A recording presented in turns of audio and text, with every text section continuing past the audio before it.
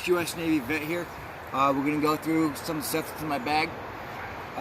As well, this bag I actually got as a trade with another homeless. I also got this jacket, which is a U.S. Air Force rain poncho. I also got this U.S. Army cold weather jacket. What's the second or third? I think it's the second layer jacket for the U.S. Army. Okay, now we're going to go through the bag itself. We're going to start on these outer pockets. This is my ropes and tie downs. This is my shaving kit. If I want to shave, I need new razors. I need more razors and stuff. These are my hot hands and stuff like that. I can actually develop these into a type of fire start if I need to, or a signaling device. This is my emergency shelter. I'll actually untie it so you can see. It's actually a mercy blanket that I created into an emergency shelter. These tent stakes, you'll see them shady later, that I used. I created these tent stakes out of hardwood. These were created at another area, when I was born. And I was literally created these out of like a dead tree, I think is what it was, that I actually chopped down to do stuff. And I will probably use that on another video, or show you on another video on how to make that into a. This is, I believe, the tent bag for the tent poles for that tent. This right here is my fire starter stuff. This is soaked in alcohol, 91%. It's soaked in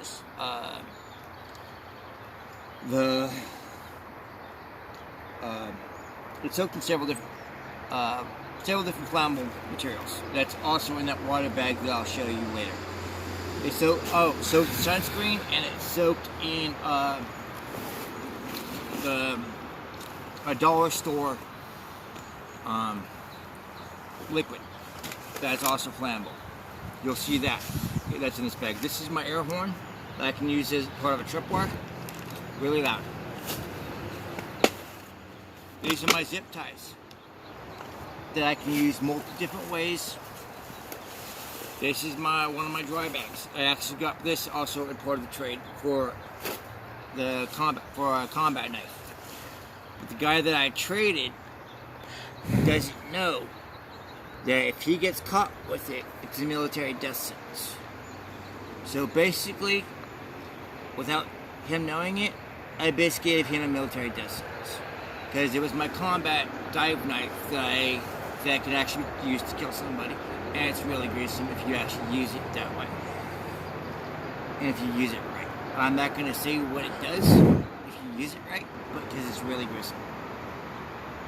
This is one of my rain flies for one of my other bags. This is the lubricant. Oh, this is the lubricant. This is the stuff that I actually used on some of the stuff that I actually used on my fire starter.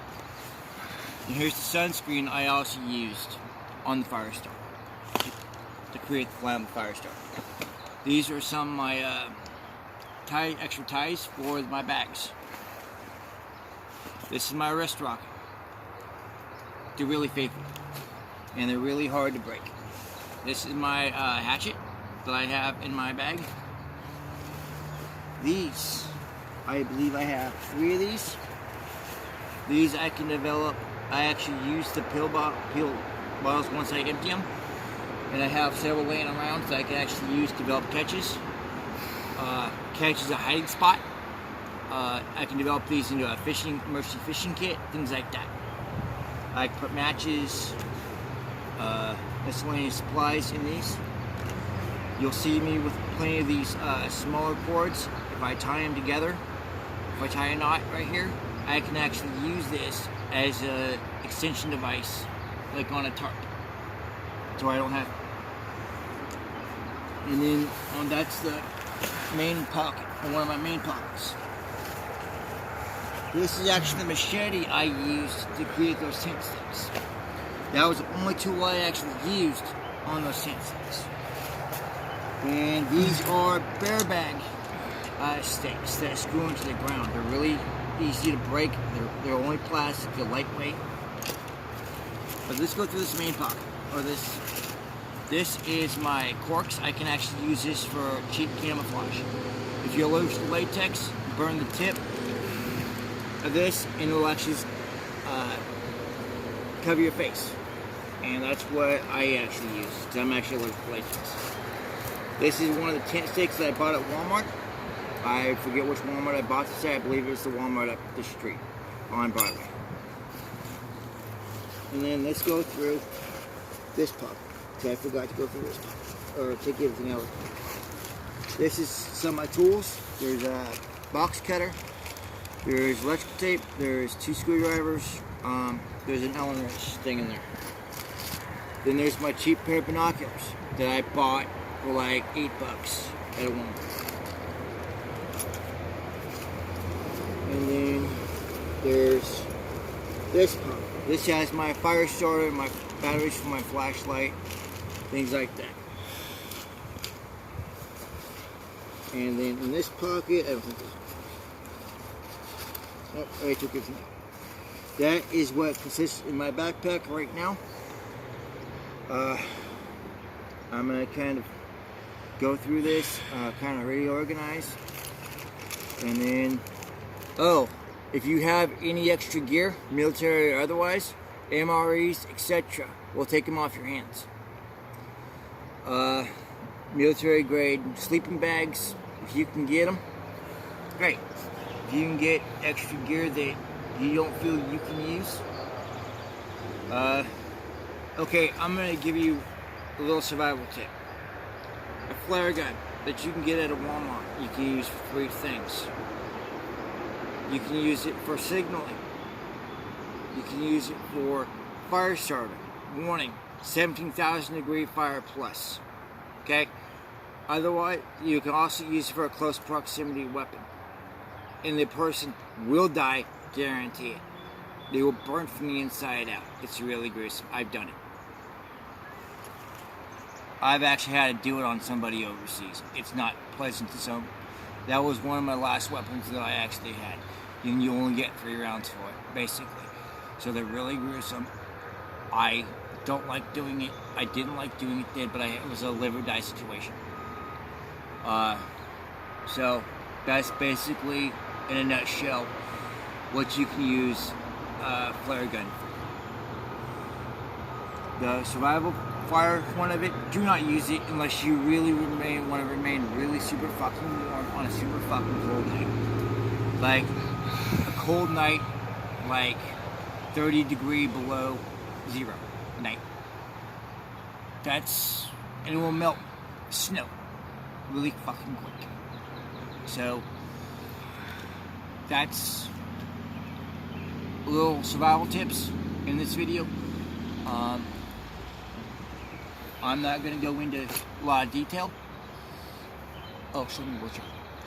And the wheelchair that he's sitting in is my old broken wheelchair. That's Snowball Baby. That's your service dog? Hey, baby. That's Snowball. And also, if you have dog food. We need water, dog food, change, money, gift cards, blankets, extra large dog beds. We will take anything off your hands. Except for drugs or alcohol. We don't do drugs. We don't do alcohol. And this is my new wheelchair. We got this from, and this is going to be a shout out to Valley Assembly Church of God up on Broadway here in the Valley, across from Walmart.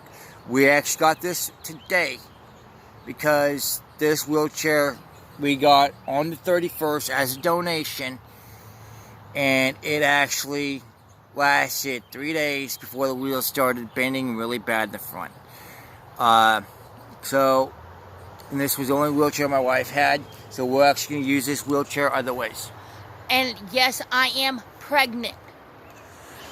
So if you see her smoking, don't be pissed off at her, because when she's pregnant, she smoked every one of her pregnancies. We have 8 live births, All healthy births. all healthy births, and one of them actually has what they call giant syndrome. I don't remember the scientific name for it. I don't care to know, because it's easy to say giant syndrome. So yeah, it is a myth that every female that smokes during pregnancy has premature babies, shit like that. So don't get mad at her for smoking, because with our history that we have of having kids, she's had all healthy pregnancies, all healthy births. So don't criticize us for her smoking when she's during pregnancy, please. And yes, I do have severe health issues. PTSD, TBI, seizures, high and low blood pressure, heart problems. Now very high risk pregnancy.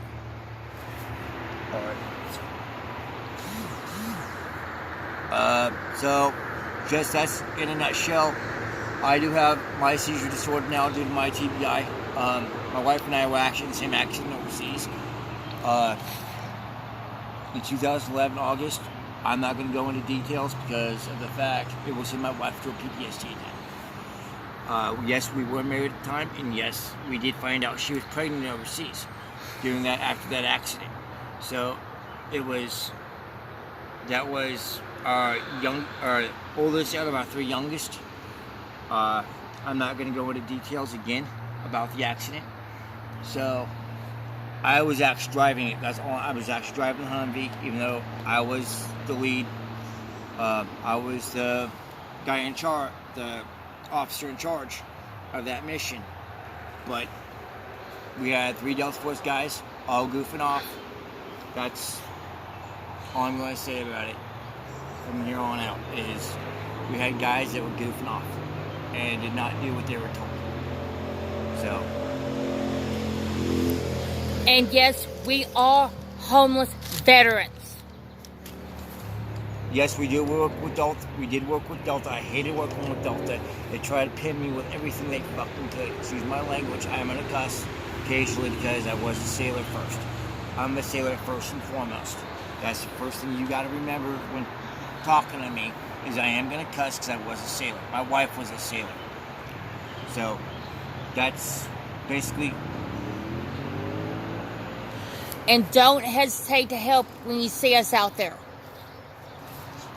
Alright, You want to say anything else before? let's cut.